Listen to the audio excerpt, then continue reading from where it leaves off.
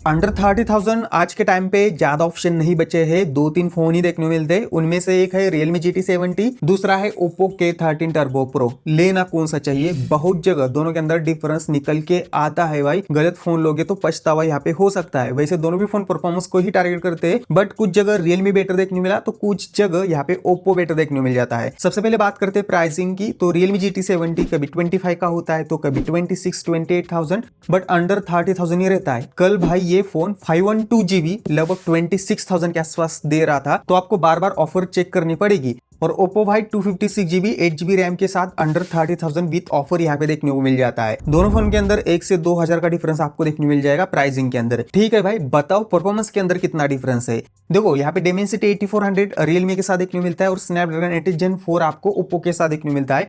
Oppo के Antutu 20 lakh के आसपास आते हैं, बट स्नैपड्रैगन 8 Gen 4 आपको पता है कि 2.4 मिलियन के आसपास चला जाता है। इसके Antutu क्यों कमा रहे ये पता नहीं चल रहा, जबकि Realme 21 लाख के आसपास रहता है। बट एक मेजर डिफरेंस है भाई, जीपीयू स्कोर के परफॉर्मेंस के अंदर यहाँ पे Realme ज्यादा स्कोर निकाल के देता है Antutu के अंदर, और इसका फर्क पड़ता है आगे मैं आपको बताता हूँ।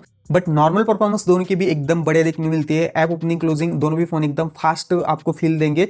स्मूथनेस भाई एकदम गजब, दोनों भी एकदम स्मूथ फोन यहाँ पे फील होते, और आपको मतलब ऐसी जिटरनेस वगैरह यूआई के अंदर दोनों के साथ बिल्कुल फील नहीं होगी। बट जब मैंने थोड़ा हेवी परफॉर्मेंस टेस्ट करने के लिए काइनमास्टर ऐप को इंस्टॉल किया, यहाँ पे भाई मैंने एक सेम लेंथ का वीडियो क्रिएट किया और एक्सपोर्टिंग सेटिंग पे गया तो Oppo 8K तक वीडियो को एक्सपोर्ट कर सकता है, जबकि Realme 4K तक। तो मैंने 4K तक ही वीडियो को एक्सपोर्ट किया, तो यहाँ पे बहुत ज्यादा शॉकिंग रिजल्ट थे। 50% फास्टर था भाई Realme यहाँ पे। वो भी छोड़ो, मुझे लगा काइनमास्टर ऐप का कोई इश्यू होगा, तो भाई मैंने VN ऐप के अंदर एक सेम लेंथ का वीडियो क्रिएट किया और यहाँ पे मैंने वीडियो को एक्सपोर्ट पे लगा दिया, तो यहाँ पे भी शॉकिंग रिजल्ट थे। 20% फास्टर था भाई Realme GT70। क्यों पता है? क्योंकि भाई ये फोन ज्यादा ही ऑप्टिमाइज हुआ है, और वैसे इसके जो जीपीयू के स्कोर निकल के आ रहे थे ये भी ज्यादा निकल के आ रहे थे, इसकी वजह से हो सकता है। बट जब मैंने यहाँ पे गेमिंग टेस्ट की, जैसे कि BGMI के अंदर दोनों भी phone smooth plus ultra extreme मतलब यहाँ पे 120 FPS का सपोर्ट प्रोवाइड करते हैं, और इसके अंदर भाई जब इनिशियली मैंने देखा कि सबसे पहले Realme की बात करते हैं तो 120 FPS में ये फोन फ्लक्चुएट ज्यादा करता है और 90-95 FPS के आसपास जाके अटक जाता है, और इसके एवरेज FPS आपको 100 से लेके 106 FPS के आसपास 120 FPS के अंदर देखने मिल जाएंगे। 90 FPS की स्टेबिलिटी बेटर देखने मिलती है, बट 120 FPS के लिए ये फोन बना नहीं है। बट Oppo की यहाँ पे बात करें तो इसका जो 120 FPS की परफॉर्मेंस है ना, ये आपको बहुत ज्यादा बेटर देखने मिलती है। जहाँ पे भी एनिमे आते हैं स्टार्टिंग में थोड़े से FPS ऊपर नीचे होते हैं, बट धीरे धीरे FPS को मेंटेन करके रखता है, और 114 FPS के आसपास इसके एवरेज FPS 120 FPS के अंदर देखने को मिल जाएंगे। तो मैं क्लियरली बोलूंगा कि गेमिंग के अंदर भाई यहाँ पे Oppo बेटर देखने को मिलता है, बट वीडियो रेंडरिंग में यहाँ पे Realme बेटर देखने को मिलता है। वैसे ऐप ओपनिंग क्लोजिंग में मैंने यहाँ पे करके देखी कौन सा फोन फास्ट ऐप को ओपन कर रहा है क्या नहीं, दोनों भी सेम टाइम पे ही ऐप को ओपन और क्लोज करते हैं।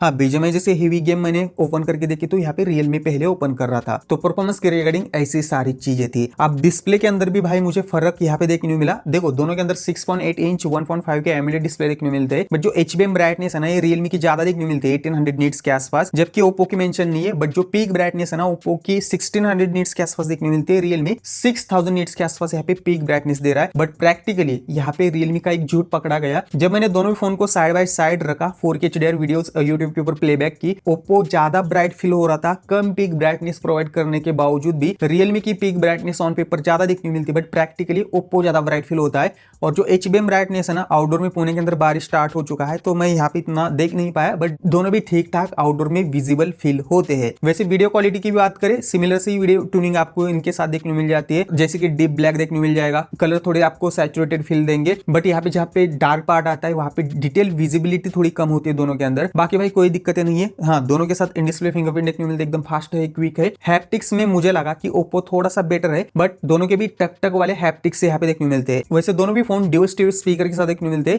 आउटपुट सुन लेना, उसके बाद सारी चीज आपको पता चल जाएगी।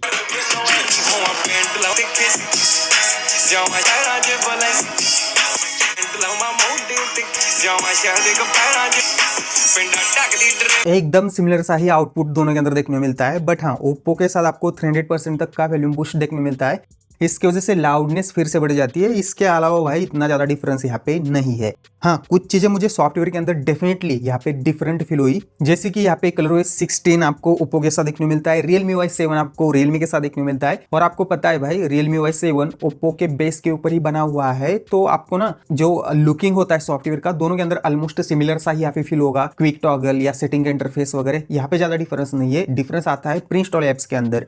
Realme के अंदर प्री इंस्टॉल एप्स कम देखने को मिलते हैं, ओप्पो के साथ बहुत ज्यादा देखने को मिलते हैं। इवन दोनों के भी ऐप ड्रॉर के अंदर कुछ टाइप कर रहे हो तो ओप्पो के साथ बहुत ज्यादा थर्ड पार्टी एप्स के सजेशन आते हैं जो Realme के साथ आपको देखने को नहीं मिलते। बाकी और एक मेजर सॉफ्टवेयर के अंदर डिफरेंस देखने को मिलता है, वही के अपडेट पॉलिसी। Realme के अभी भी 3 मेजर सॉफ्टवेयर अपडेट और 5 की सिक्योरिटी पैच बची है, बट ओप्पो के साथ एक ही मेजर सॉफ्टवेयर अपडेट और 2 इयर्स के सिक्योरिटी पैच इसके साथ आने वाले हैं। तो भाई लॉन्ग टर्म आपको फोन यूज करना है तो इसके बारे में थोड़ा सा आपको सोचना चाहिए। एक डिफरेंस फील हुआ। उसके साथ साथ भाई मैंने प्रैक्टिकल फीचर्स भी चेक किए। ऑलवेज ऑन डिस्प्ले दोनों के अंदर देखने को मिलता है, बट किसी के अंदर परमानेंट नहीं है, but partially always on display Realme के साथ यहाँ पे आपको देखने को मिल जाता है। और Realme के साथ जो फिंगरप्रिंट के आइकन है ना, ये भी आपको ज्यादा देखने को मिल जाएंगे। बाकी भाई लॉक स्क्रीन कस्टमाइजेशन वगैरह दोनों के अंदर सिमिलर सा है, यहाँ पे आप कर सकते हैं, यहाँ पे डिफरेंस नहीं है। दोनों के अंदर कॉल रिकॉर्डिंग वगैरह आप कर सकते हैं, बट जब मैंने AI के फीचर देखे, ये भाई Realme के साथ ज्यादा देखने को मिलते हैं। और जो गैलरी के अंदर AI जीनी एडिटर वगैरह है ना, ये भी भाई आपको Realme के साथ देखने को मिलता है, ओप्पो के साथ देखने को नहीं मिलता।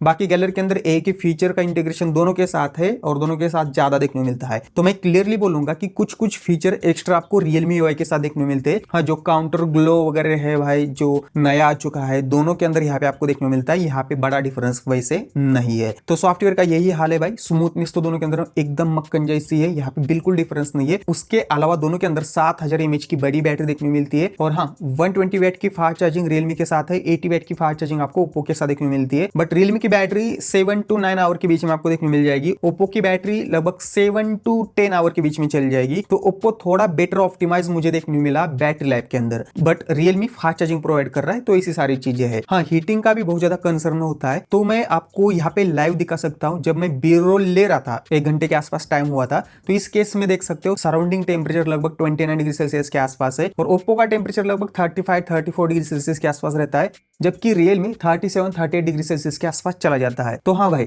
सराउंडिंग टेम्परेचर कम हो तब भी Realme थोड़ा सा हीटिंग को कंट्रोल करता है, सराउंडिंग टेम्परेचर ज्यादा हो तो Realme का टेम्परेचर ज्यादा रहता है। मेरे केस में मैंने देखा है कि स्नैपड्रैगन के फोन के कंपैरेटिवली Realme का GT70 लगभग 2-3 डिग्री सेल्सियस ज्यादा टेम्परेचर प्रोड्यूस करता है। तो ऐसी सारी चीजें थी। वैसे गेमिंग के अंदर मेजर हीटिंग दोनों के साथ यहाँ पे नहीं थी। अब रही बात कैमरे की, कैमरे स्पेक्स यहाँ पे देख लेना, बट मैं बोल सकता हूँ कि ओप्पो के अंदर कोई यहाँ पे अल्ट्रावाइड का सपोर्ट देखने नहीं मिलता। Realme के अंदर है, बट बहुत ज्यादा एवरेज परफॉर्म करता है। सारी चीजें मैं फोटो के रिगार्डिंग मॉनिटर के ऊपर एक्सप्लेन करता हूँ। अब Realme के अंदर अल्ट्रावाइड है, ओप्पो के अंदर अल्ट्रावाइड नहीं है, बट Realme का अल्ट्रावाइड बहुत ज्यादा एवरेज परफॉर्म करता है। बाकी 1x के सैंपल यहाँ पे आप देख सकते हो। Realme 24mm लेता है तो ओप्पो 27mm में, वैसे ओप्पो 54mm में 2x लेता है तो Realme 48 या 47mm के अंदर लेता है।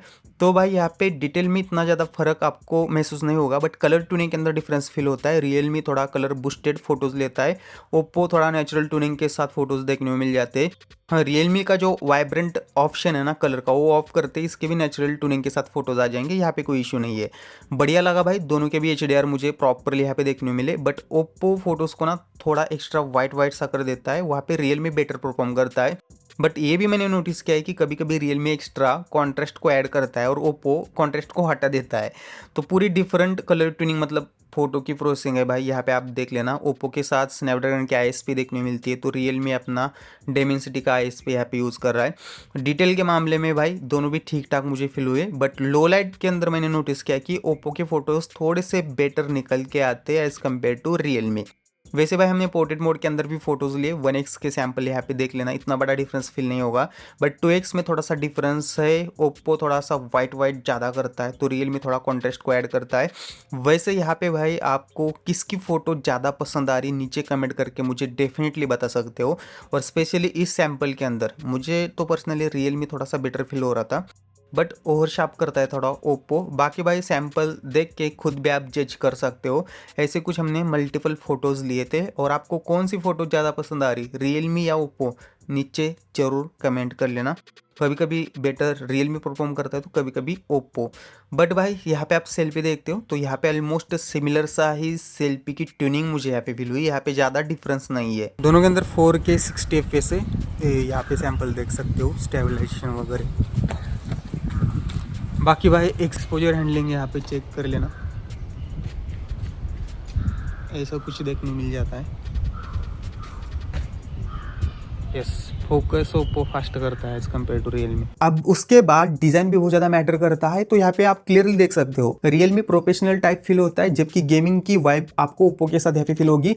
वैसे फाइबर ग्लास मटेरियल रियलमी के बैक में देखने को मिलता है, ओप्पो के साथ प्योरली यहाँ पे भाई आपको पॉलीकार्बोनेट का ही फील आता है। वैसे दोनों के साथ जो साइड फ्रेम है ना, ये पॉलीकार्बोनेट की देखने को मिल जाती है। रियलमी 202 ग्राम के आसपास देखने को मिलता है, ओप्पो 208 ग्राम के आसपास यहाँ पे आपको फील देगा। दोनों भी थोड़े बड़े फोन फील होते हैं, बट ओप्पो थोड़ा सा हेवी फील लगा मुझे। वैसे बेजल्स की भी बात करें, दोनों के अंदर एकदम ना के बराबर बेजल यहाँ पे आपको देखने को मिल जाते हैं। हाँ, ओप्पो के साथ IPX8 और X9 के वाटर रजिस्टर का सपोर्ट देखने को मिलता है, डस्ट रजिस्टर नहीं है, जबकि Realme IP68 69 water and dust register के साथ आपको यहाँ पे देखने को मिल जाता है। ओप्पो के साथ आपको भाई बैक में एक फैन भी देखने को मिलता है, जो फोन को थोड़ा ठंडा रखने में मदद करता है, और इसके अराउंड ही एक लाइट भी ग्लो होती है। तो ऐसी सारी चीजें है। डिजाइन भाई मैं क्लियरली बोलूंगा कि मुझे रियलमी की यहाँ पे बेटर देखने को मिली। तो भाई ठीक है, सब कुछ पता चला, बट लेना कौन सा है। उसके पहले ये दोनों भी फोन और अंडर 30,000 जो भी और एक फोन जो बचा हुआ है, सारे फोन में साइड में व्यू प्रोडक्ट के अंदर ऐड कर रहा हूँ। यहाँ पे टैप करके भाई आप बाय कर सकते हैं, और ऐसी स्ट्रेट फॉरवर्ड हॉनेस्ट वीडियोस देखने तो सब्सक्राइब करना मत भूलना। तो मैं यहाँ पे आपको क्लियरली बोल सकता हूँ, रियलमी की प्राइस फिर से कम होती है। 25,000 में 256 GB देता है, या 28,000 में 512 GB देता है, तो भाई ये एक बढ़िया ऑप्शन आपके लिए रहेगा। बट आपको ज्यादा गेमिंग करनी है और आप गेमिंग ओरिएंटेड ज्यादा हो, तो आप ओप्पो के साथ जा सकते हो। अदरवाइज रियलमी भी भाई better value for money phone यहाँ पे मुझे लग रहा है। वैसे दोनों के अंदर बहुत सारी चीजें कॉमन भी देखने को मिलती है, जैसे कि डिस्प्ले साइज वगैरह 1.5K का रेजोल्यूशन, बट ब्राइटनेस वगैरह यहाँ पे इतना बड़ा डिफरेंस नहीं है, और स्मूथनेस दोनों के अंदर मक्खन जैसे फील होती है। बट लॉन्ग टर्म आपको फोन यूज करना है तो यहाँ पे रियलमी बेटर है, क्योंकि लॉन्ग सॉफ्टवेयर अपडेट सपोर्ट इसके साथ देखने को मिलने वाला है। कैमरा का क्या हाल है दोनों के अंदर मैंने बताया, बट आपको एक्स्ट्रा गेमिंग बेटर चाहिए तो आप ओप्पो के साथ यहाँ पे जा सकते हैं। तो ऐसी सारी चीजें थी, और दोनों में से आपके पास कौन सा फोन हो, तो आपका पर्सनल एक्सपीरियंस कैसा है नीचे आप जरूर कमेंट कर सकते हैं। बाकी भाई मिलते हैं नेक्स्ट वीडियो में। जय हिंद दोस्तों।